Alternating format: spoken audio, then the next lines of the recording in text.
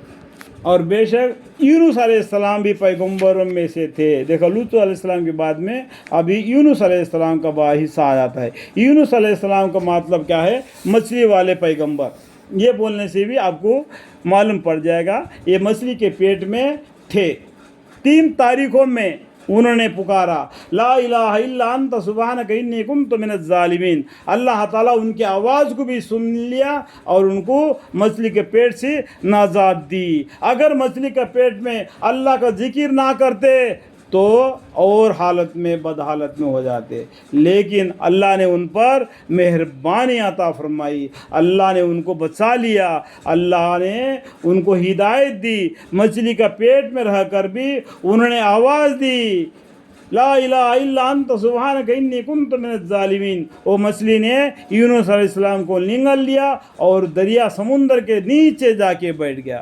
وہاں پر سے یونس علیہ السلام نے مچھلی کا پیٹ سے آواز دے دیا. اس آواز کو بھی اللہ نے سن لیا اور اس غم سے ان کو نجات دی. جبکہ بھاگ کر بھری ہوئی کشتی میں کے پاس پہنچے سو یونس علیہ السلام شریعہ کرا ہوئے تو یہ مجرم ٹھہرے. پھر ان کو مچھلی نے نگل لیا. دیکھو یہ جو باتیں جو لکھا ہوا ہے نا، اس کے بیچ میں بڑی لمبی دبی ہوئی کہانی ہے.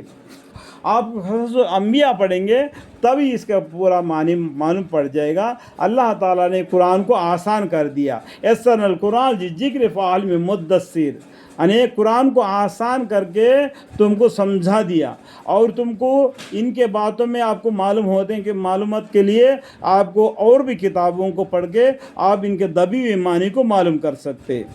اور یہ اپنے کو مرامت کر رہے تھے، یہ مجرم ٹھہرے. پھر ان مچھلی نے ثابت نگل لیا اور یہ اپنے کو ملامت کر رہے تھے، یہ اپنے آپ کو گناہ غلطی سمجھ رہے تھے کہ میں نے اللہ کے حکم کے بغیر میں چلے آ گیا اور ابھی میں بھی مجرم ٹھہر دیا اور ان کو کشتی میں سے دریا میں پھینک دیا.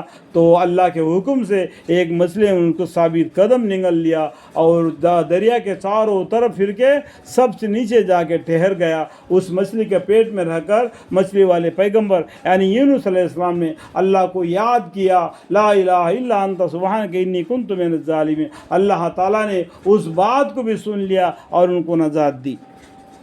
تو اگر وہ اس وقت تسبیح کرنے والوں میں سے نہ ہوتے تو قیامت تک اس کے پیٹ میں رہتے اللہم اغفر لی اللہم اغفر لی. تو اگر وہ بولتے، اگر وہ مچھلی کے پیٹ میں اللہ کی تسبیح نہیں کرتے تو قیامت تک اسی کے پیٹ میں رہتے اللہم اغفر لی. اللہ تعالیٰ نے کتنا رحم کیا یونس علیہ السلام پر. سو ہم نے ان کو ایک میدان میں ڈال دیا اور اس وقت مزمل تھے. دو مچھلی کے پیٹ میں رہنے کی وجہ سے ان کے بدن پورا سفید ہو گیا. دیکھو ہمارے ہاتھ میں بھی کپڑا باندھ کے رکھ دیں گے 1-2 دن، دیکھو ہاتھ بھی اجلا سفید ہو جائے گا. اس طریقے سے مچھلی کے پیٹ میں کچھ دن رہنے کی وجہ سے ان کا بدن بھی اتنا بالکل ایک مزمل ہو گیا تھا. سو ہم نے ان کو ایک میدان میں ڈال دیا اور وہ اس وقت منجمول تھے. اللہ تعالیٰ نے ان کا بدن میں طاقت دے دی اور ان کا پاس میں ایک بیلدار درخت اگا دیا، جیسا کہ بولتے ککڑی کا بولتے، الگ بات بولتے، اس کے بارے میں ہم نے نہیں جانا. اللہ تعالیٰ نے جو بھی پھل ان کو کھانے کے لیے دیا تو دے دیا اور ان کے پیروں کے نیچے سے پانی پینے کے لیے مل گیا تو پانی کو پی لیا تو ان میں سے تھوڑا سا طاقت آ گیا. اس کے بعد میں وہ اپنے پیروں پر کھڑے ہو گئے اور ہم نے ان پر ایک بیلدار درخت بھی اگا دیا. وہ بیلدار درخت بول دیا. یہاں پر بیلدار درخت کون ہوتا ہے؟ جس کا ایک پیڑ موٹا سا ہوتا ہے، جیسا آم کا جھاڑ ہے، جیسا املی کا جھاڑ ہے، اس کو بولتے ہم درخت. یہ جو لوگ بولتے ہیں نا ککڑی کا، وہ ککڑی کا درخت کا وہ بیلدار ہوتا ہے، وہ درخت نہیں ہوتا ہے. جیسا کہ آدم علیہ السلام نے یہ گیہوں کا پھل کھایا کر کے یہ بولتے ہیں بزرگ لوگ، لیکن قرآن میں یہ نہیں لکھا کہ آدم علیہ السلام نے یہ چیز کھائی، لیکن اس درخت کا نام بتایا. اس درخت کے پاس مت جاؤ، اس درخت کے پھل مت کھاؤ. وہ کون سا درخت ہے وہ نامعلوم. اللہ نے اس درخت کے بارے میں نہیں بتایا. یہاں پر بھی یونس علیہ السلام کے پاس بھی ایک درخت اگا دی.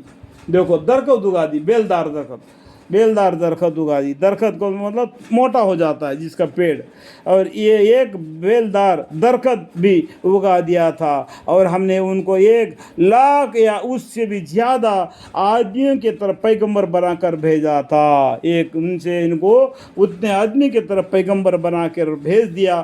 ان لوگوں نے ان کا کہنا کو نہیں مانا تو ان لوگوں نے ان سے خفا ہو کر چل دیے.